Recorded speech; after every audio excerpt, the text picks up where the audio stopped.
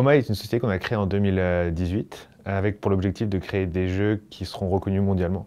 On est aujourd'hui 250 personnes et ce qu'on fait, c'est qu'on crée des technologies pour aider les développeurs à créer ces jeux mobiles. On va d'abord les aider à trouver les tendances qui vont fonctionner sur le marché.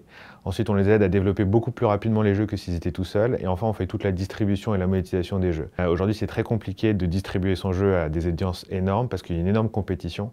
Et donc nous, on s'occupe de tout ça.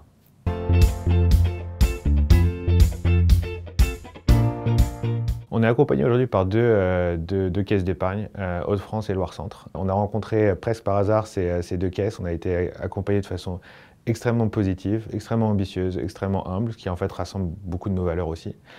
Donc ça a été ultra agréable de travailler avec eux qui ont pu nous accompagner dans chacune de nos ambitions. On a bénéficié de deux types de prêts. Le premier, c'est le prêt innovation et le deuxième, c'est le prêt dans le cadre du Fonds européen d'investissement qui nous a permis d'investir dans des projets un peu stratégiques, pas forcément dans le cadre et le core business d'OMA, mais ça nous a permis justement de grandir beaucoup plus vite que ce qu'on aurait pu.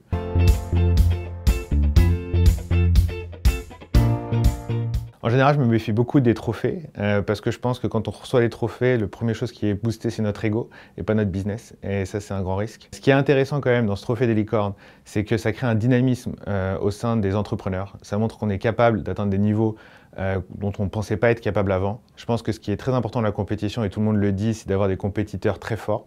Ça permet de tirer le mieux de chacun. Et c'est ça ce qui est intéressant pour moi dans ce trophée.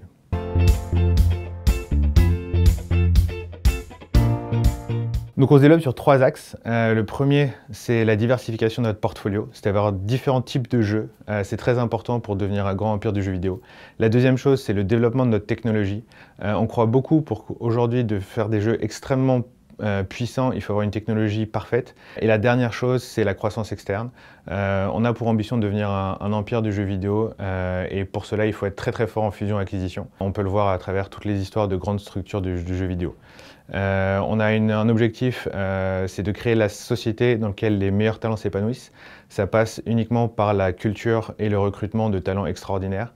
C'est vraiment mon objectif numéro 1 et probablement mon seul, d'avoir une densité de talents extraordinaires.